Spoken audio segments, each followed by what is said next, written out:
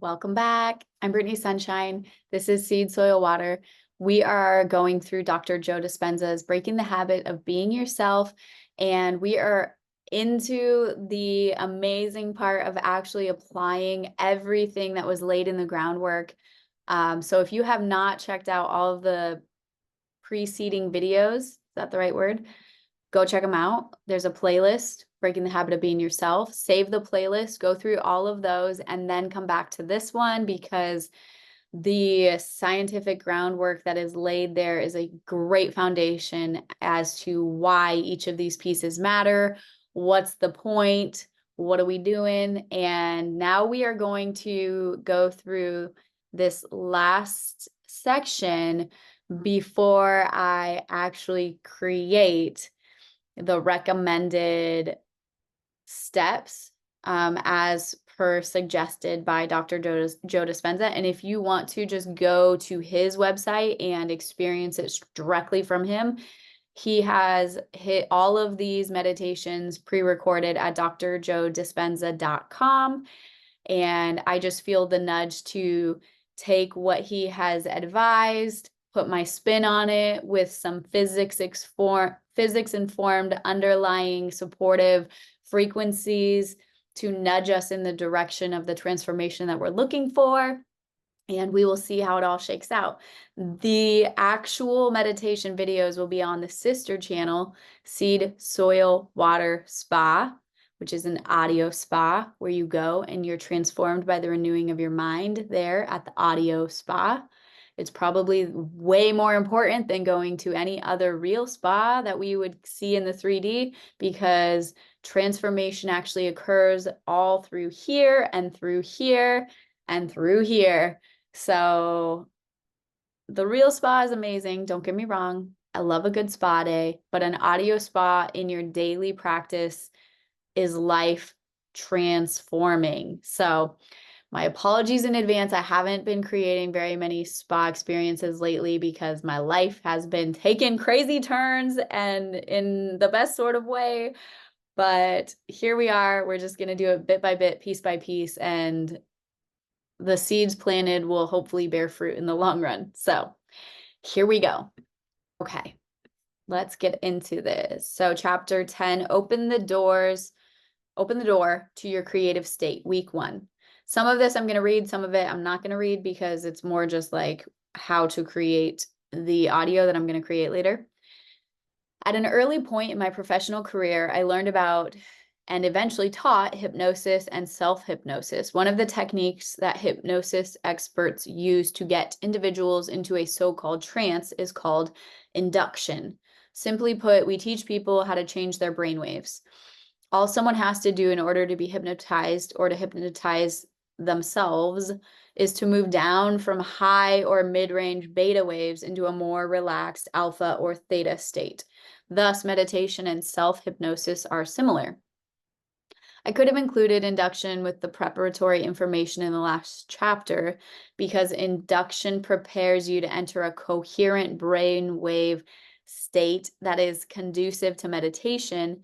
By mastering induction, you will build a solid foundation for the meditative practices that you will learn in the upcoming steps. However, unlike those arrangements that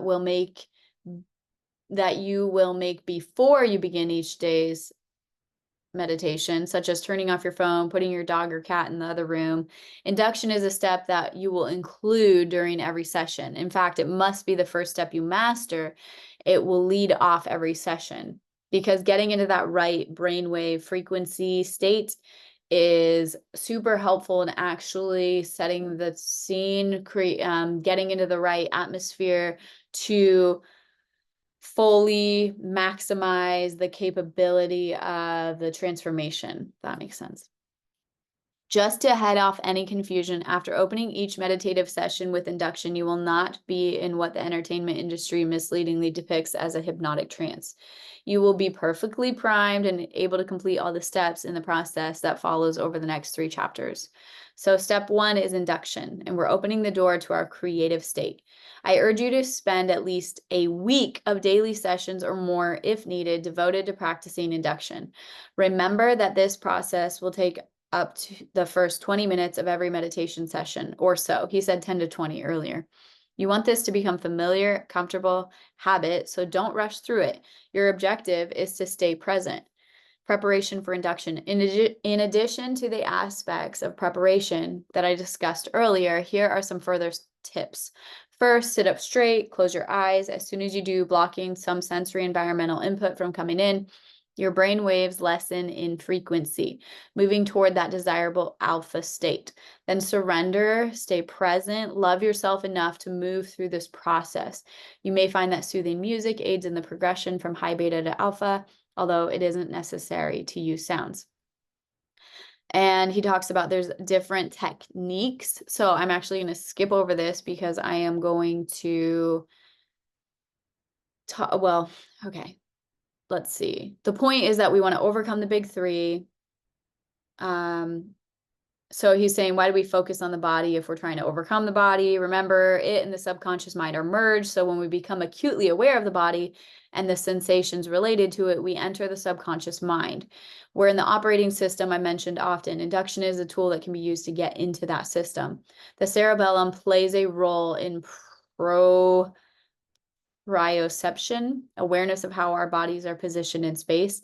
So in this induction, as you rest your awareness on different parts of your body in space and the space around your body in space, you're using your cerebellum to perform this function. And since the cerebellum is the seat of the subconscious mind, isn't the cerebellum back here though? So I just pointed to the wrong place, but you know, as you place your consciousness on where your body is oriented in space, you access your subconscious mind and bypass your thinking brain.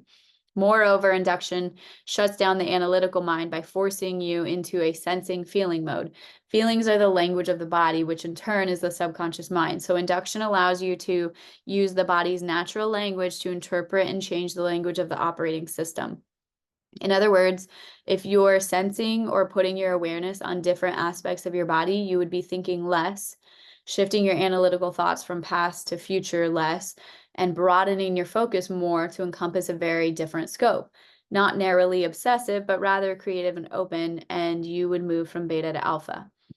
All this happens as you move from that narrow-minded range of attention to an expanded focus on the body and the space around it. Buddhists refer to this as an open focus, occurring when brain waves naturally become orderly and synchronized.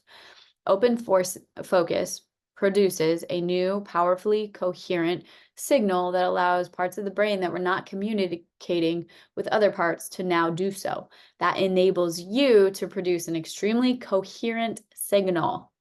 While you can measure that on a brain scan, more important is that you can feel the difference in the clarity and the focus of your thoughts, intentions, and feelings. So the body part induction, the how-to. Specifically, you will focus on the location or orientation of your body in space. For example, think about the location of your head, starting at its top and gradually moving down. As the induction progresses from body part to body part, sense and become aware of the space that each occupies. Also sense the density, the weight or heaviness, or the volume of space that it occupies. By focusing your attention on your scalp, then next to your nose and your ears, so on, until you focus on the bottoms of your feet, you will notice some changes. This movement from part to part and the emphasis on the spaces within the spaces is the key to this. Next, become aware of the teardrop-shaped area surrounding your body and the space that it takes up. When you can sense that area of space around your body, your attention now is no longer on your body. Now you are not your body, but something grander, something that is bigger than that. This is how you become less body and more mind.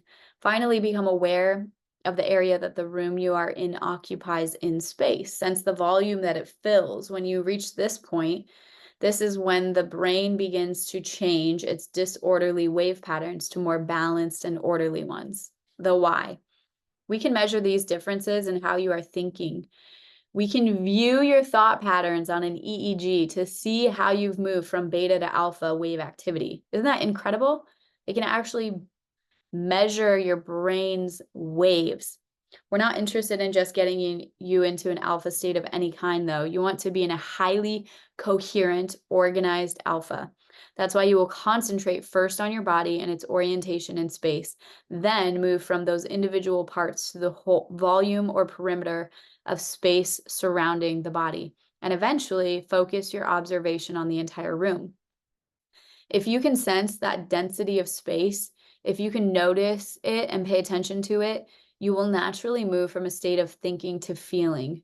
When that happens, it's impossible to maintain the high beta state that characterizes the emergency mode of survival and an over-focused condition. Water rising induction. Another similar induction technique that we will probably use on the spa channel is this idea of the water gradually rising. Okay, so I'm going to skip that because we're going to just do that. As a reminder, during your week 1 meditations, your job is to practice the induction technique. If you record this induction yourself, make certain that you repeat the same questions that I have provided. Okay, got it. We'll do that. So we're going to become aware, sense, feel, weight of space. Okay. Instead of moving quickly from one part to another, allow time to pass. Okay. 20 to 30 seconds for the sensory inputs and feelings of those parts in space to really settle in. Roughly allow about 20 minutes to do the body part induction from head to toe, or in the case of the water immersion, from toe to head. If you have meditated before, you will no doubt understand why that you will eventually lose any sense of time passing and your brain waves diminish in frequency, and you move into that calm, relaxed alpha state where the inner world is more real than the outer world. Whoop. Okay. Prune away the habit of being yourself. So this is for week 2. During week 2, it's time to add 3 steps in pruning away the habit of being yourself. Recognizing, then admitting and declaring, followed by surrendering. First, read through all of these steps and answer the related questions. Then devote at least a week to daily meditation sessions in which you go first into induction, then move through the 3 steps. Of course, if you need more than 1 week to feel competent at all of this, then that's fine. So these are the steps. Recognizing. Identify the problem.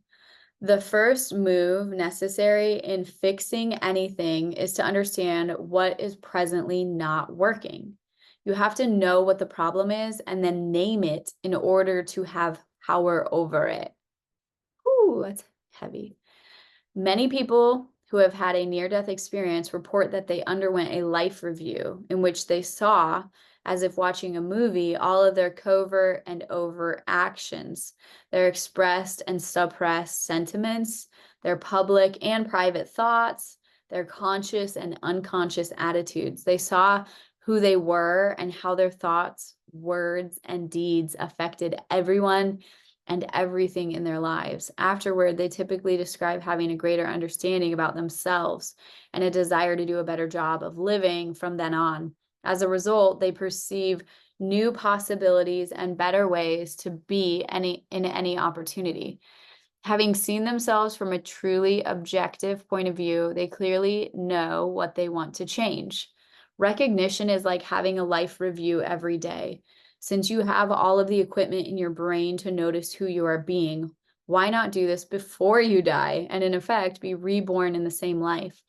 With practice, this type of awareness can help you override what would otherwise be the predetermined destiny of your brain and body, the automatic, enslaving, hardwired programs of the mind and the memorized emotions that have chemically conditioned the body. Only when you are truly conscious and aware do you begin to wake up from the dream, to become still, quiet, patient, and relaxed, and then to be attentive to the habits of the old personality self. Disengages your subjective consciousness from overutilized attitudes and extreme emotional states. You no longer are the same mind because you are now freeing yourself from the chains of the self-centered nature of the ego lost in itself. And when you see who you have been by means of the observer's watchful eye, you will crave life more because you will truly desire to make a greater difference the next day. As you develop the skills of contemplation and self-observation, you are cultivating the ability to separate your consciousness from the subconscious programs that have defined the old self. To move your consciousness from being the old self to being the observer of the old self loosens the connection to the old you. As you recognize who you have been through the skill of metacognition, your ability via the frontal lobe to observe who you are being, for the first time, your consciousness is no longer immersed in unconscious programs. You are becoming conscious of what was once unconscious, and this is making the first strides toward personal change. So, how to begin your life review? In order to discover and explore the aspects of the old self that you want to change, it is necessary to pose some frontal lobe questions. And so obviously this will be a part of the meditation, but you can take this opportunity to write it out now and kind of prime the pump, so to speak, for you when you are going through it later. So here's the questions to consider. Take some time to ask yourself these questions or any others that may occur to you and write down your answers. What kind of person have I been? What type of person do I present to the world? What is one side of my gap like? What kind of person am I really like inside? So what is the other side of my gap like? I guess between the person that I'm presenting and the person that I really am. Is there a feeling that I experience, even struggle with over and over again every day? How would my closest friends and family describe me? Is there something about myself that I hide from others? What part of my personality do I need to work on improving? That doesn't quite make sense. What is one thing I want to change about myself? So choose any emotion to unmemorize. Next, choose one of your afflictive emotional states and limited states of mind. One of the habits of being yourself that you want to relinquish. Since memorized feelings condition the body to be the mind, these self-limiting emotions are responsible for your automatic thought processes, which create your attitudes, which influence your limited beliefs about self in relationship to everyone or everything, which contribute to your personal perceptions. Every one of the emotions listed below originates from the chemicals of survival, which strengthen the ego's control. So opportunity to write. Pick one emotion that is a big part of who you are. Your chosen emotion may be one that's not listed below, but there's some options here, and that you want to unmemorize. Remember that this word has a meaning to you because it is a feeling that is familiar to you. It is one aspect of the self that you want to change. I recommend that you write down the emotion that you came up with because you'll be working with it throughout this and later steps. So here's some example of survival emotions. Insecurity, hatred, judgment, victimization, worry, guilt, depression, shame, anxiety, regret, suffering, frustration, fear, greed, sadness, disgust, envy, anger, resentment, unworthiness, and lack. Most people see these examples and say, can I pick more than one? It's important in the beginning to work with one emotion at a time. In any case, they are all linked together neurologically and chemically. For example, have you ever noticed that when you're angry, you're frustrated? When you're frustrated, you hate. When you hate, you judge. When you judge, you're envious. When you're envious, you're insecure. When you're insecure, you're competitive. When you're competitive, you're selfish. All these emotions are run by the same combined survival chemicals, which then stimulate related states of mind. On the other hand, the same is true for elevated states of mind and emotion. When you're joyous, you love, and when you love, you feel free, and when you're free, you're inspired, and when you're inspired, you're creative, and when you're creative, you're adventurous, and so on. All of these feelings are driven by different chemicals that then influence how you think and act. Let's use anger as an example of a recurring emotion that you might choose to work with. As you unmemorize anger, all of the other self-limiting emotions will incrementally decrease within you as well. Yes. If you become less angry, you'll be less frustrated, hateful, judgmental, envious, and so on. The good news is that you are actually taming the body to no longer run unconsciously as the mind. Consequently, as you change one of these destructive emotional states, the body will be less prone to live out of control, and you will change many other personality traits. Let it be so. Observe how the unwanted emotion feels in your body.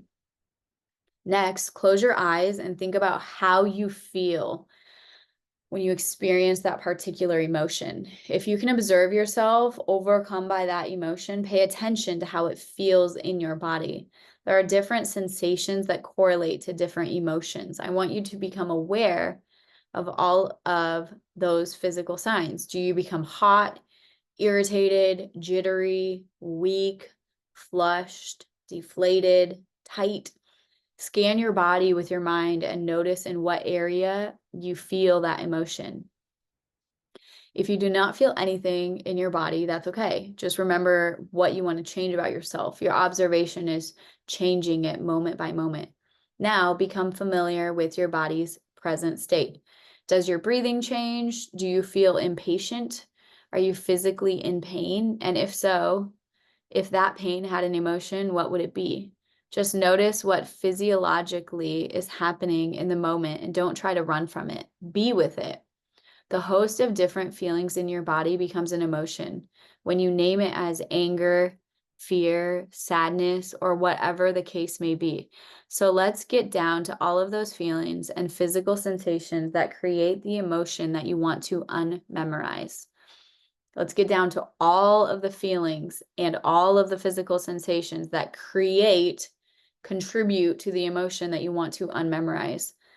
Allow yourself to feel that emotion without being distracted by anything or anyone.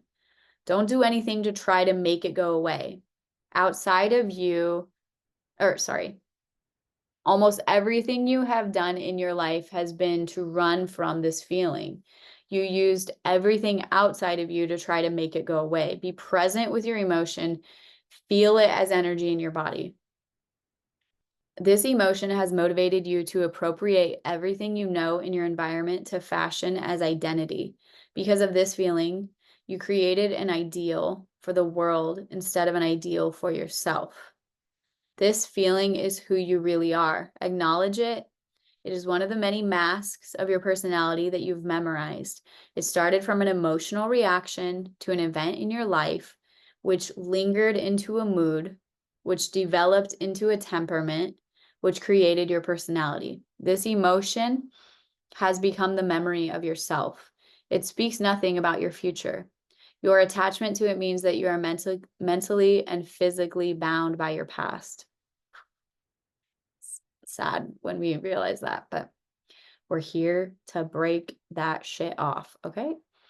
If emotions are the end product of experiences, then by embracing the same emotion every day, the body is being fooled into believing that your external world is staying the same. If your body is being conditioned to re-experience the same circumstances in your environment, you can never evolve and change. As long as you live by this emotion daily, you can only think in the past. Ooh-wee. Define the state of mind associated with the emotion. Next, ask yourself the simple question: how do I think when I feel this way? Let's say that you want to change anger as one of your personality traits. Ask yourself, what is my attitude when I feel anger? The answer might be controlling, hateful, or it might be self-important. By the same means, if you want to overcome fear, you might have to address the state of mind of feeling overwhelmed, anxious, or desperate. Suffering might lead to feeling victimized, depressed, lazy, resentful, or needy. Now become aware of or remember your thinking when you feel this way. What is the state of mind that is powered by this emotion? What is the state of mind that is powered by this emotion? This feeling influences everything you do. States of mind represent an attitude that is driven by the memorized feelings subconsciously anchored in the body. An attitude is a series of thoughts that are connected to a feeling, or vice versa. An attitude is a series of thoughts that are connected to a feeling. Yeah. It is the repetitive cycle of thinking and feeling, feeling and thinking. Therefore, you need to define your neural habit that is influenced by your particular emotional addiction. Opportunity to write. Become aware of how you think, which is your state of mind, when you are feeling the emotion you want to change. You may pick from the list below or add any that are not listed. Your selection will be based on the unwanted emotion that you identified previously, but it's natural to be in one or more limiting states of mind relating to that emotion. So write down one or two that resonate with you, because you will work with these in the upcoming steps. So examples of limiting states of mind are as follow: competitive, overwhelmed, complaining, blaming, confused, distracted, self-pitying, desperate, lacking, overly intellectual, self-important, shy, timid, introverted, needing recognition, under or overconfident, lazy, dishonest, controlling, deceptive, conceited, dramatic, rushing, needy, self-involved, sensitive, insensitive. Most of your behaviors, choices, and deeds are equal to this feeling. Therefore, you will think and act in predictable, routine ways. There can be no new future, just more of the same past. It's time to remove the colored lenses and no longer see life through a filter of the past. Your job is to be with that emotional attitude without doing anything but observe it. You've just identified an unwanted emotion and its corresponding state of mind that you want to unmemorize. But remember, you still have a couple of steps to read through before you integrate them all into your daily meditation. Okay, I'm going to leave this one here, pick up on the next one. Be blessed, be well, be free.